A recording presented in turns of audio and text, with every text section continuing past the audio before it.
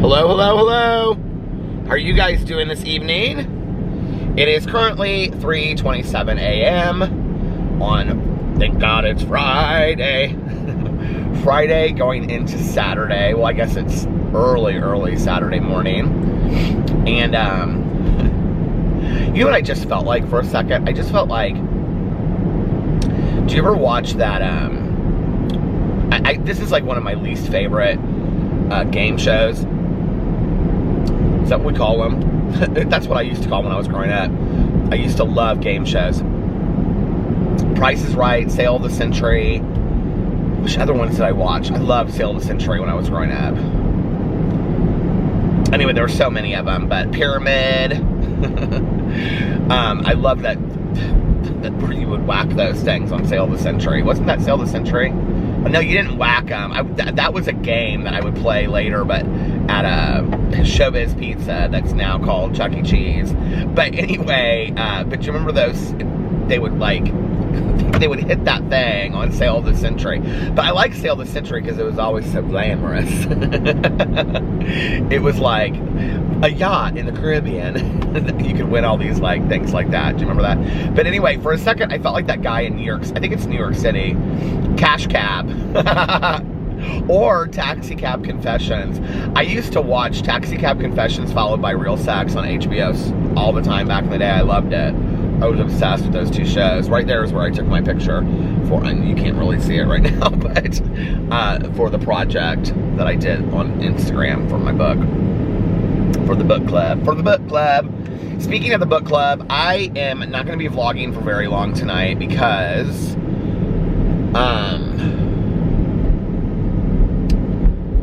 I have got to finish this stuff for the book club, which is on Sunday. Yeah, I know, but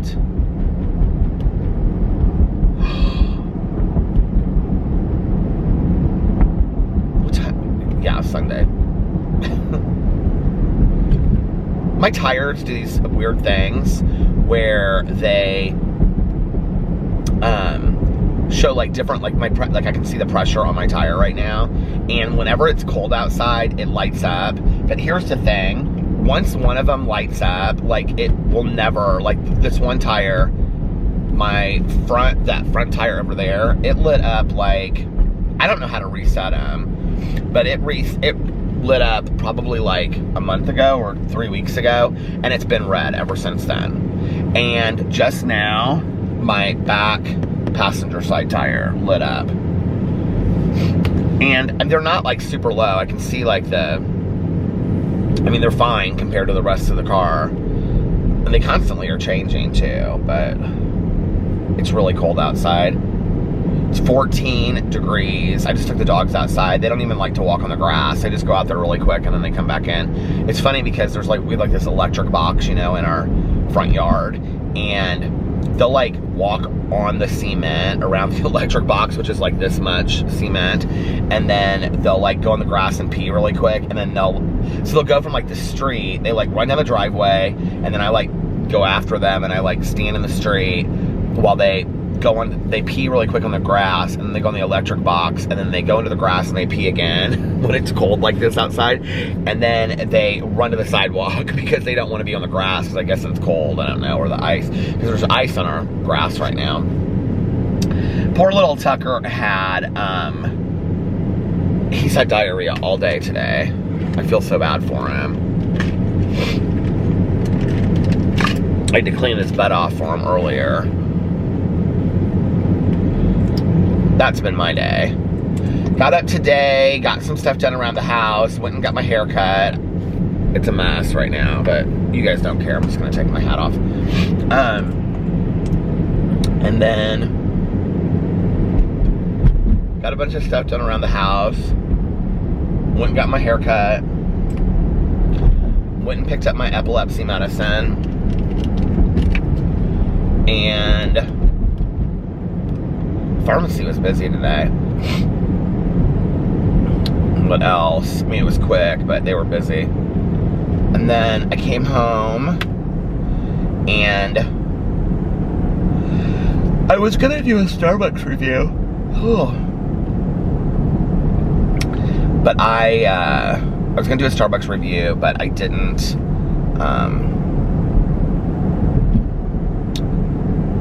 I didn't even go to Starbucks, like, after all of that.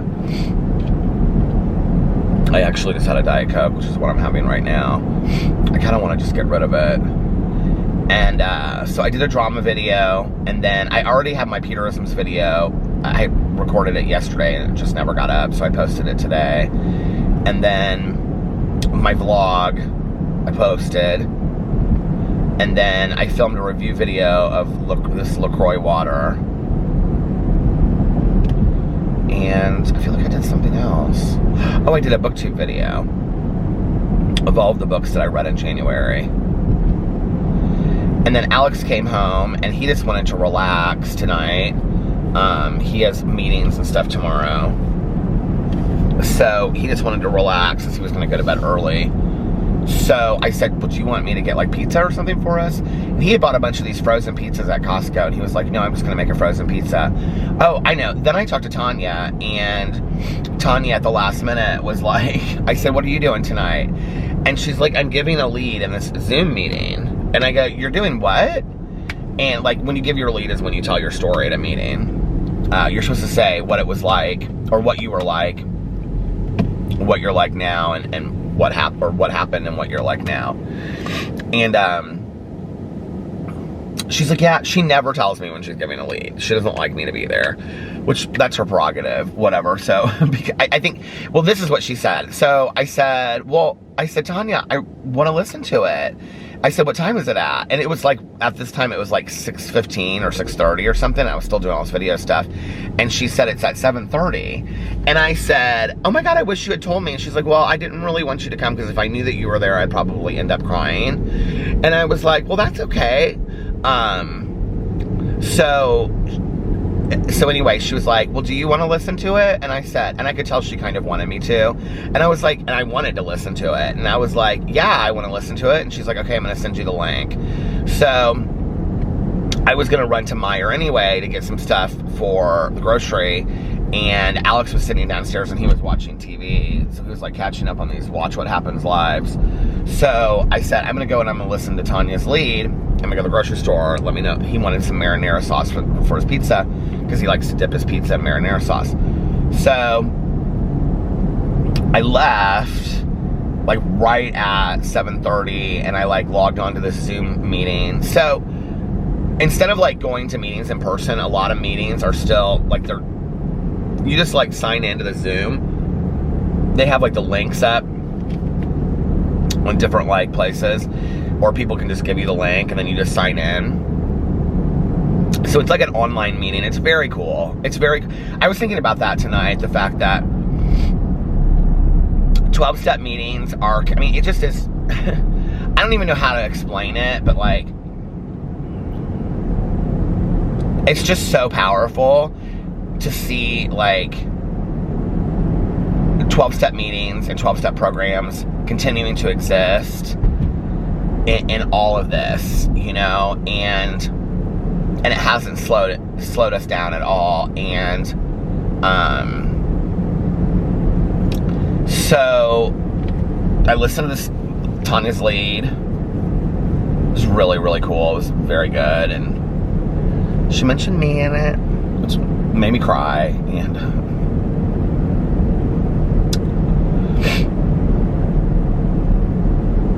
I think for a really, really long time, like, Tanya and I have talked about this, but I don't know why that makes me cry just thinking about it, but she said some very nice things about me.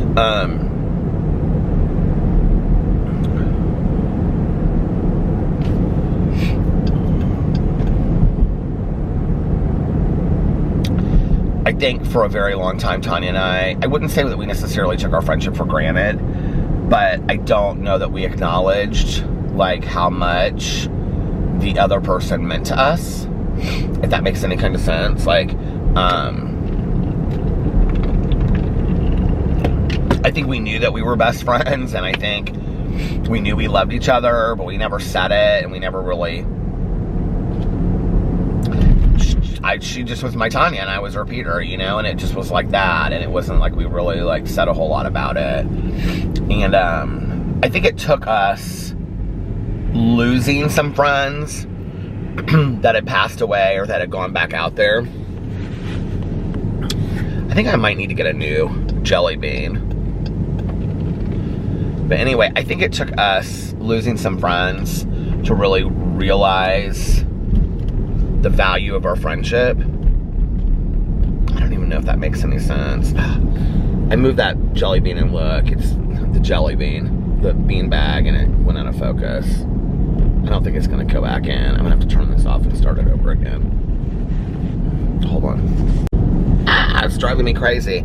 Anyway, I was trying to fix it in the bean bag. People ask me all the time, they're like, what do you put your camera in? And it's like this black bean bag thing. Somebody sent it to me. But it's pretty cool. But it just sits on my my dashboard up there. So anyway, after that, I actually ended up not going to. I actually didn't end up going to Meijer. So I didn't end up going to Meijer. I went to Kroger instead, and then Tanya called me, and I was talking to her on the phone, and I got Alex's marinara sauce, and then I didn't really know what I wanted. I was thinking about actually going through Taco Bell, and then I was like, oh, I don't know that I really want Taco Bell tonight. So I got this pasta salad that they had at the grocery store. It looked so good. It had like little of those tomato cherries in it, or cherry tomatoes, and then it had like little pieces of mozzarella. I don't know what is going on with this thing tonight. It's driving me crazy. It had little cherry tomatoes and little pieces of mozzarella, but not like tons. And then it just had like that spiral pasta and broccoli. And I thought it looked so good. You guys, what is going on here with this? There you go. I keep on sinking into the abyss. But anyway, so I got the pasta salad, and then I got those chocolate covered pretzel things, those real thin pretzels, or you know what I'm talking about? I really like those. And they have them in like milk chocolate and dark chocolate. Well, they have I think it's new, I haven't seen them before. It's like milk chocolate and caramel. So I got those because I knew we were gonna watch some TV. And then I got Popcornopulous. I got these unicorn kinds that I had never had before. And a potato salad, which I didn't open. So when I got home, I made one of those Totino's pizzas, those little party in a pizza squares. And then I got my pasta salad and had that, and I feel like my stomach is starting to kind of kick a little bit, and I'm wondering if it's not from that pasta salad. I ate almost the entire thing of it. I don't know why. Did you ever do this? Like, I don't know why. It was big, too. This pasta salad was like this big container of it. It was like this deep, and then it was like this big. I don't know why I kept on eating it. I don't even think it had any dressing on it, which is fine, right? Like, that's probably healthier for me. But I kept on eating it. We were watching Real Housewives of Salt Lake City because it was the finale. We were going to watch that and RuPaul's Drag Race, I thought. But by the time we got done with the Real Housewives of Salt Lake City, Alex, I said, so what are we going to watch next, RuPaul? And he goes, I'm going to bed. I have to be up in the morning. So he had been playing his township game all night, too. And he's so funny. He comes home anymore, and he like puts on sweatpants, a t-shirt, or like a tank top, and then his long gray robe. That was probably one of the best gifts I've ever bought him, was that long gray jersey hooded robe that I got from Amazon. It was like, and it wasn't super cheap. I mean, it was like $70, but it's almost exactly like these robes that they had at that Unico in Mexico that we went to. So, but he like always wears that. It's so funny. So anyway, I don't know why I think it's funny. It's just, I'm just like not a robe wearer. Like, I mean, I am. Like when I get out of the shower, I put on like a robe and stuff like that. But like to just like wear around the house, like I'm not a robe wearer. And you know what's so funny is that my mom was totally a robe wearer. And she wouldn't wear a robe like that. Like in the summer, I remember my mom she had several different pairs, but the one I remember is she had these pajamas. My mom liked pajamas. Well, when I was growing up, my mom wore nightgowns, like long nightgowns. know those like lamb's nightgowns? Do you know what I'm talking about? That have like the lace around here. They're like red and blue. They look very Christmassy. Do you know what I'm talking about? I think I got her one for Christmas one year, like with a matching robe. Because she would wear that a lot. I don't even know. I look back on that and I think, how did she ever sleep in all of that? So she would wear this like nightgown and robe. I mean, this nightgown went from like her neck all the way down to her ankles, and then she had like a robe that was like the same material that has thin little draws, you know, like it had this, not thin, but it was like that much tie on it, and she would like tie it, and then she would sleep in the robe and the nightgown. I think it's so funny when I look back on it. But later in life, my mom did not do that. She would wear like short nightgowns that came to like her knees. I remember my grandma always wore those nightgowns that were like kind of shorty nightgowns. They were kind of silky. Do you know what I'm talking about? And they had like, they had like shoulder things. I remember my grandma wore those nightgowns. But she would always just put it on right before she went to bed. I remember my grandma always wore pants. She always wore like polyester pants. This is my mom's mom. And like one of those button-up shirts that had like the big buttons on it. She had her hair roller set like every Friday, and her nails done her nails were perfect, my grandma's nails. And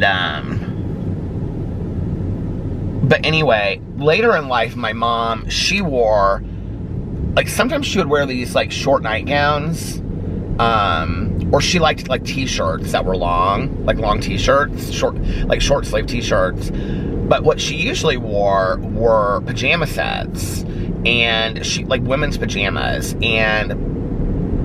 but they almost looked kind of like men's pajamas, you know, like the shorty pajamas. And I remember she had this pair that were peach, that had like the buttons that buttoned up with like the shorts and stuff, and she loved those. And she had a peach pair that had a matching robe, and the robe came to like, I would say like mid-thigh, and to shoot, well, no, it would have had to have come longer than that. But she loved those peach pajamas, and I can remember when we would go out of town and we would stay at like the casino in southern Indiana and stuff, my mom would always wear those those peach pajamas, because, you know, we would go to the buffet before we went to the casino, and my mom would always say, like, I just feel like all this food is going to a waste. I wish we could take it home. And I'm like, Mom, she'd say, do you think they care if we take some of it home? And I'm like, Mom, you can't take food home from the buffet. First of all, like, you're not supposed to do that, and second of all, that's embarrassing. And then we would get back, and we would, like, be getting ready to watch, like, a movie or something, because, like, after we went to the casino, we would watch a movie, my mom and my ex and I.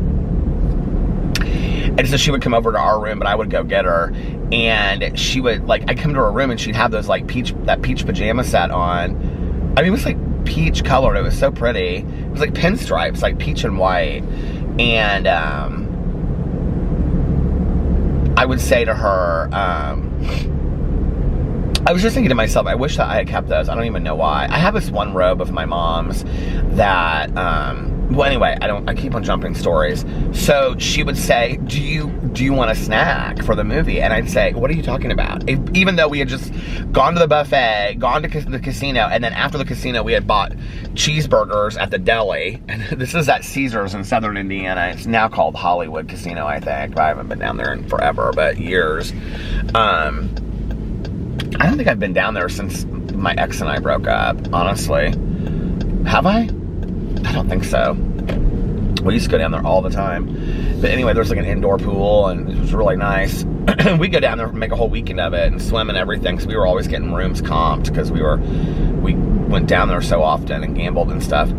But anyway, so she would have taken like egg rolls and like cookies and all little cakes and stuff, and she, you know, like those plates in your room where like you have like a saucer with a cup for like coffee, she would have taken one of those cup saucers, or those plate the saucer, she would have taken one of those and put a little treat tray on there. And I would be like, Mother, I cannot believe you stole that food from the buffet. She's like, I don't think they minded.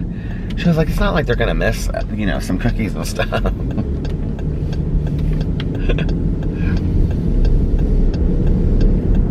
I will say that my mom was kind of killing for, like, she always had, like, at her house, like, coffee creamers, you know, like the little coffee creamers from the gas station, and condiments in packages. But like if it was just like ketchup or mustard, she always had like a jar of ketchup or mustard at her house, right? So it wasn't that.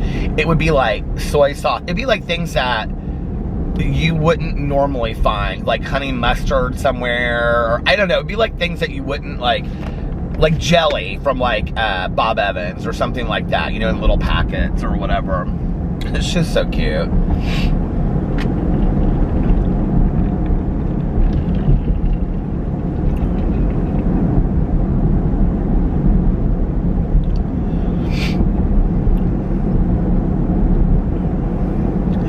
I was thinking about this the other day, that my mom, like, you know, she wore her glasses like just most of the time. Like she had contacts, but I feel like the last part of her life, she really didn't wear her contacts a lot. She always wore her glasses. She would say her eyes were tired a lot. And my mom had really, really poor eyesight. She was nearsighted like me. But like I'm not really that bad. Like if I don't have my contacts in or I don't have my glasses like on, like I can still see. Like I could still see to get around. My eyesight's not that bad. It just is very blurry. And now since I am so like committed to glasses and contacts, like I never am without them, unless I'm asleep. I can't really remember the last time that I was. Because I literally get up and put my contacts in, or, you know, put my glasses on or whatever. So I don't know what I don't even really know, honestly, how bad it's at this point. But my mom, I can remember like she would be in bed, especially like this is at the end when she was sick and she was in bed, and she would get nervous about things. Like she would have her glasses off in bed, and it was almost like her poor eyesight made her more scared or nervous about things. Like she would say, like, she kept this cell phone. She had this flip phone that my aunt bought her. She had, like, my aunt's number, my number, and 911 programmed into this phone. She never used it for anything else. I mean, she never called 911 with it, but she was always very nervous, like, after she got this phone. Like, before she got this cell phone, she must have only had that cell phone for, like, the last year of her life.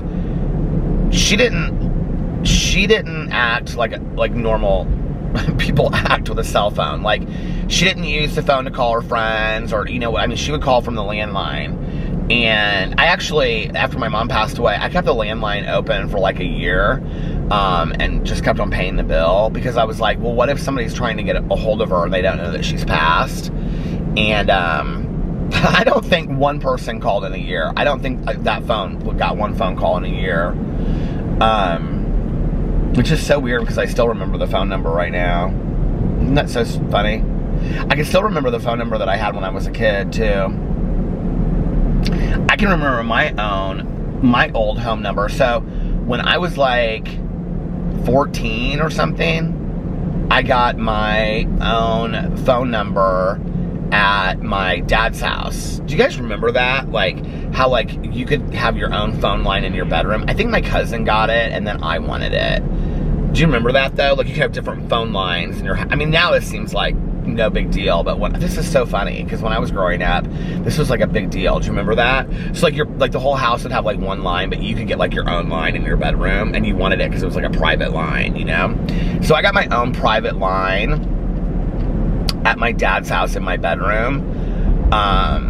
But then, and I can remember that phone number, because that phone number ended up being my home phone number at my first apartment, at my second apartment, at my third apartment,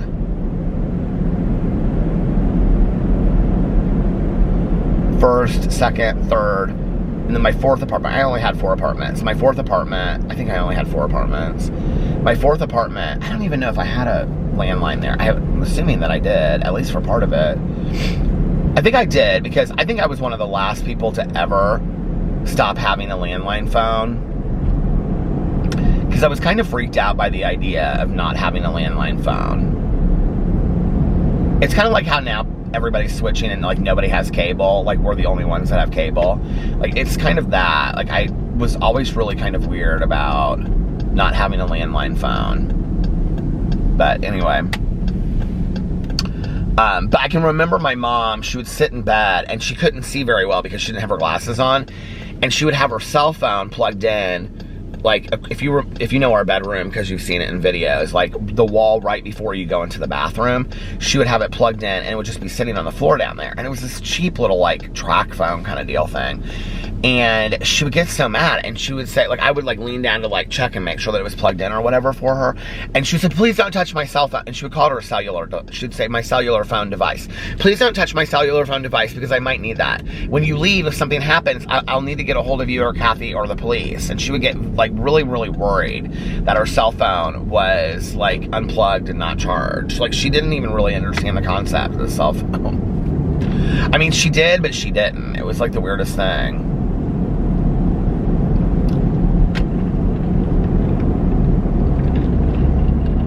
My mom had a voicemail until she passed away too, and I can remember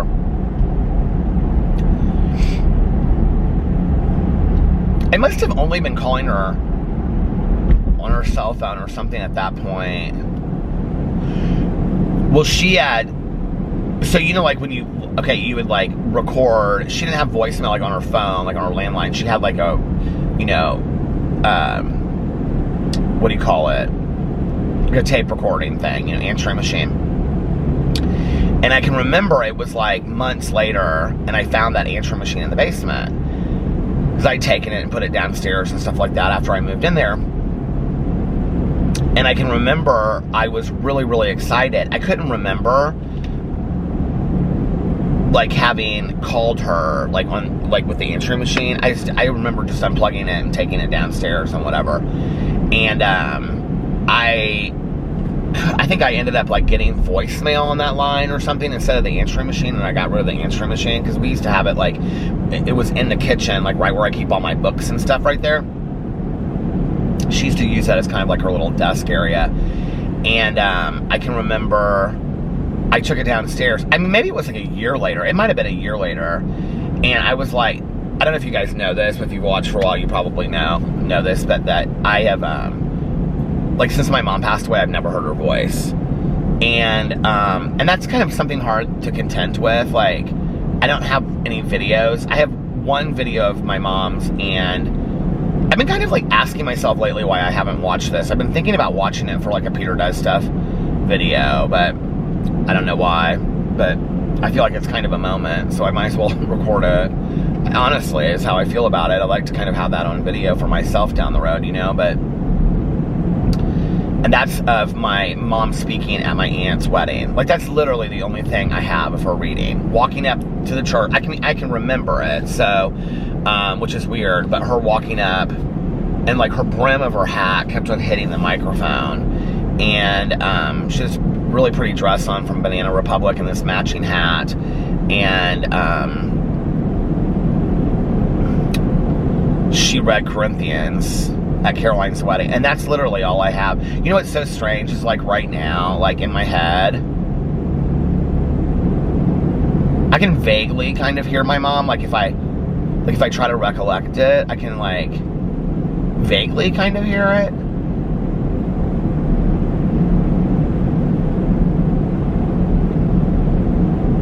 But it's kind of gone, honestly. Like, I'm not really hearing it. I walked in the house the other day. It was so weird. I mean, I believe in spirit being around you, and it was one night I had sat on here and I hadn't in a long time talked about my mom, and I talked about, I know people are like, you talk about your mom every single video, but this one I had talked about my mom a lot, and I came in that morning, I had like, after I had like vlogged, I had listened to like an audiobook for like an hour and a half or something. It'd been like 2 hours, it'd been like a long time, like, so I'd kind of forgotten talking about my mom, and I walked into the house, and I felt like all I could smell was my mom. It was the weirdest thing. And I couldn't figure out where it was coming from or anything. This was just not too long ago. This was probably in the last 2 weeks. But I'm bummed. Yeah, I felt like my mom's spirit was kind of around me then. But, you know, I don't have any recording of my mom other than that videotape. I don't have... I have these tapes from when I was a little kid, like tape cassettes that my dad made of like me learning how to ride a bike, And my mom's in the background, and she's like, pedal, pedal, pedal. And I'm like, shut up, Mom, shut up. Just let me ride the bike. Now, my dad recently, he did this for me. He said they're not great quality, but it's just so sweet that he did this. He had a bunch of, like, 8-track movies from when I was growing up as a kid. And he had them turned into DVDs. And, for me. He said he watched them and they were sweet. He was like, there's a lot of your mom. He was like, that'll mean something to you. But, like, that's not the mom that I remember. I remember the mom later, you know? And I don't have any video of that, except for at Caroline's wedding. So, about a year after my mom passed away, 6 months or a year, I don't remember what it was, I really wanted to hear her voice. And I love this house back here. I was showing Tanya that one night. It's set so far back. And so, this woman that I used to work with, this girl that I was friends with, this girl, we were both about 30 at the time. But anyway, every, like, voicemail that her mom would leave her, she would save. And I can remember, and we kind of laughed at this. Two of this other woman that I worked with, we would kind of joke with her, not laugh about it, like, they're not gonna laugh at you. We would, like, joke with her. And she would stand firm, and she'd be like, someday you're gonna wish you had voicemails of your mom. Today, I wish I had voicemails of my mom. She was so right. And,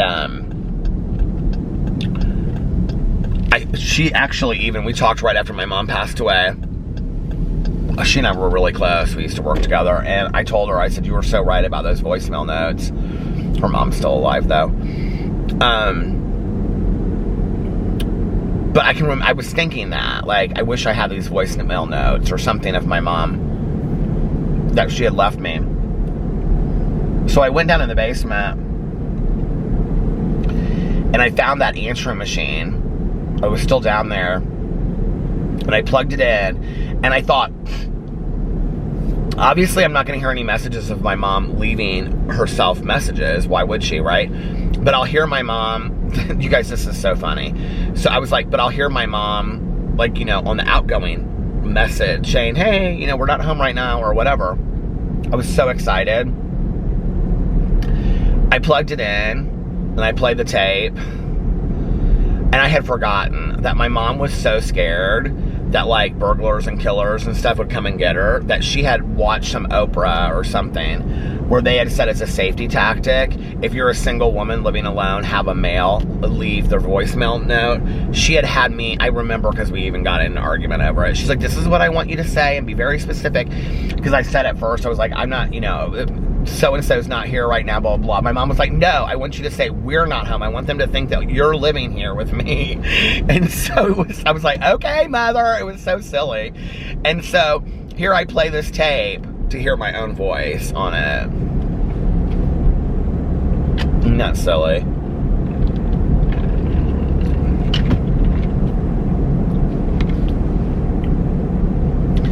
My mom also, this is part of the reason why I have a really hard time just mass throwing things away in the basement. I know this is silly, but it is part of the reason. When my mom was alive, she told me that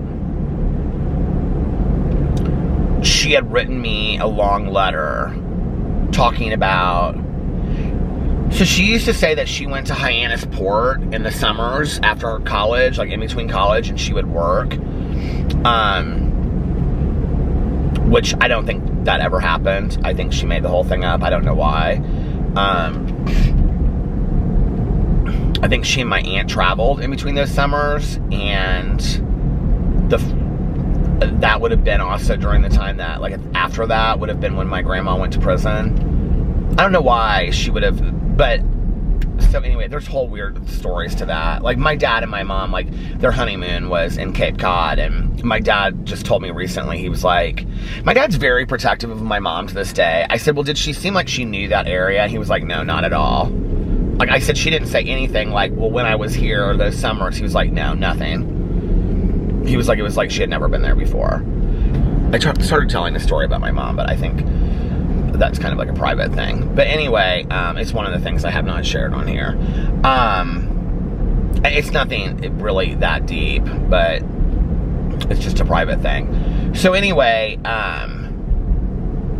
she would say to me that, like, when I came out, she told me that she had this really close gay guy friend. I've told this story on here a bunch. When she would go to Hyannisport, and she would say that, like, he was one of the other, so she supposedly worked in the hospitals there, in the kitchens, and like, then she, like, lived in an apartment with these, like, other girls, and they would go to the beach in the evening or on the weekends or whatever.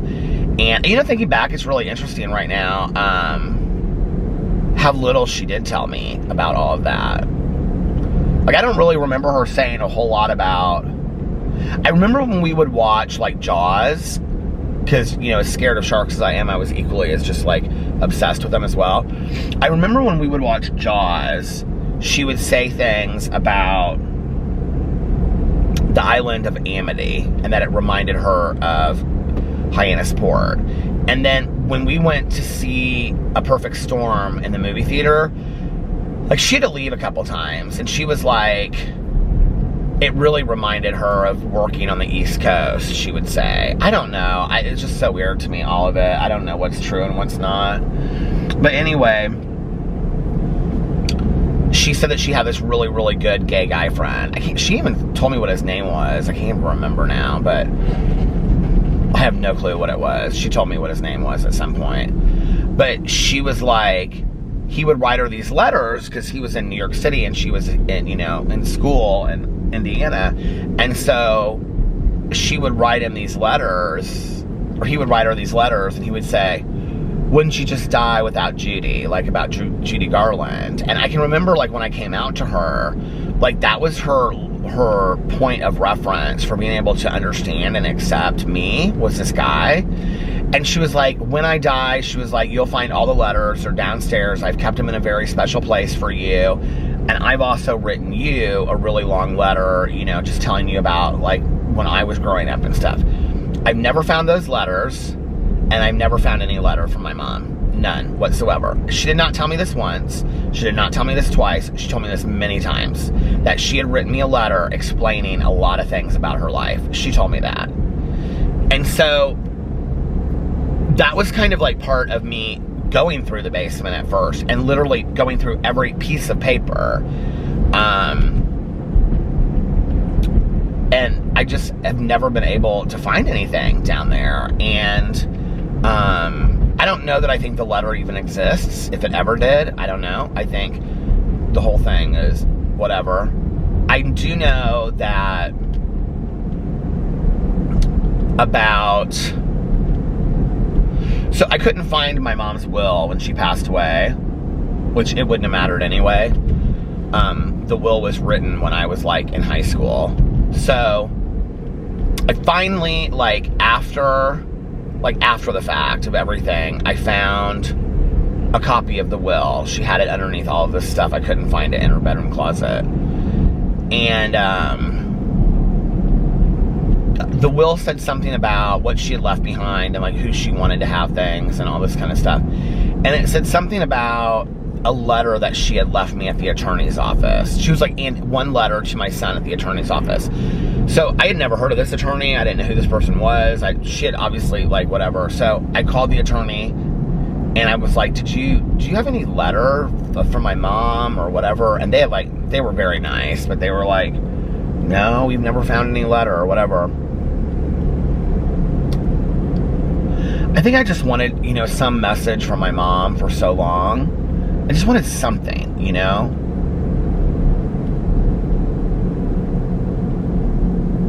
Something that would kind of, like, you know, this was after I started finding out a lot of stuff. I wanted something that would, like, tell me about my grandma, or say, this is why I lied to you, or just anything, you know?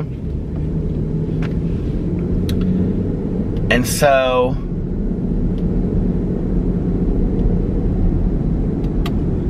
Alex and I had been together a couple years, I think. And I got this call one day.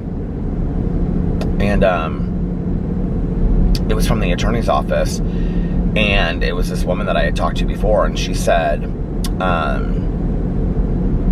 in the process of moving, I think they were moving some files and stuff, we found a letter from your mom, from your mom, in an envelope that's like addressed to you, and it had fallen out of like the file in the filing cabinet, and it was sitting on something else. If you want to come and get it, you can come and get it. I lost my mind.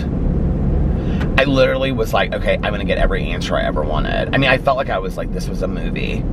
I remember I called Alex and I was like, I can't believe this. He's like, when are you gonna get it? I was like, I'm going over there right now. I called Tanya on the way. I was bawling. I couldn't believe it. So I go to pick up this letter, and I remember walking into the attorney's office. I can see myself. It was like in the summer. And I walked in the attorney's office. It was like this big building off of Meridian here. And she handed me this little letter. And it was like this. And it was like on stationery. This envelope. And it was a sealed envelope. And it just said it said my name.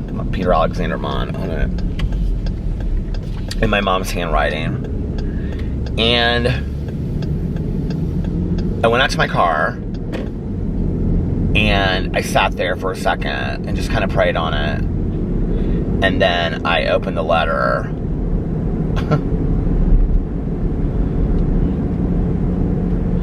And it just was nothing, you know? It just was... I don't know, it was nothing. It was just like... It was written like in 1990 when she wrote the will, or 1988 or something like that, when I was like in 10th grade, and...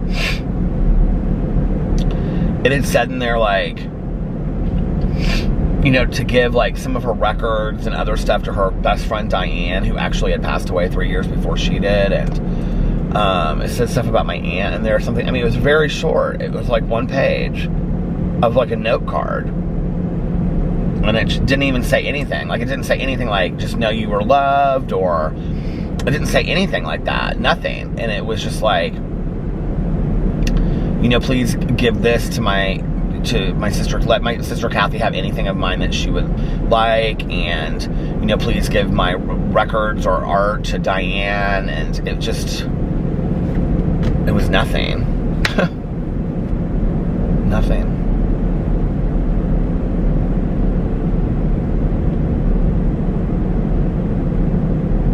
You know, it's interesting. I'm sitting here and I'm thinking, like, I'm doing some inventory in my life with my sponsor. I'm getting ready to sit down with her and do some inventory. And one of the things that we do is we write down resentments. And I don't really have that many resentments in my life because I do inventory so regularly. But I have a few. And so she was saying to me, she said something about, like, do you think that your mom needs to be on the inventory list? Or maybe we were just, like, talking about it, and Tanya was, like, mentioning it to me, and she was like, do you think that... She said something about my mom. And I said, no, I don't necessarily think that my mom needs to be on my inventory list. And she was like, you don't think so? And I was like, no. And she was like, well, maybe not, you know, like, whatever. And I didn't even really think about it. And now, like, kind of thinking about it, it's like, I kind of feel like maybe my mom needs to be on my inventory list. And I'm kind of, like, a little upset that my mom didn't leave me with more... resolution or closure in my life about my relationship with her, who she was, you know, nothing. Like, I just don't feel like I really have any idea who my mom was. I have my memories of who my mom was, and that's great, you know, but at the same time, it's like, I always paint my mom as being this, like, wise sage, which she was, and she gave such great advice, and, you know, she just was such a loving, compassionate person, social, you know, justice warrior, right fighter. She just was all of that. But at the same time, she lived basically this life of deceit that I didn't know anything about, you know? And it's hard to kind of contend with all of that. So I don't know. I should see if I can find the letter and read it to you guys. But I think on my Peter Does Stuff channel, I'm going to do, I'm going to watch that video. Or maybe I'll just watch it first. But I'd like to show it on there so I have it. Plus, I'm proud of my mom, and it's like the only video footage I have of her. I just said all this stuff about her, and then I'm like, I'm proud of her. Well, I am. I have a very conflicted relationship with my mom in my head because I feel like I don't really know who she was, you know? So, anyway, with that being said, I'm going to get off here and I'm going to listen to the not Paradise Lost, but the West Memphis 3, Robin Hood Hills murder stuff continuing, so I can prepare for it for Sunday. And then when I get done with that, I'm going to read The Project by Courtney Summers, and then I'm going to read the True Crime Book Club for February. True Crime Book Club book for February. So anyway, I'm going to get off here and finish this vlog a little early tonight. Sorry that it's shorter. And just say that I love you guys so much. I hope you're having an amazing Saturday. I love you, and I will see you tomorrow. Bye. Love ya!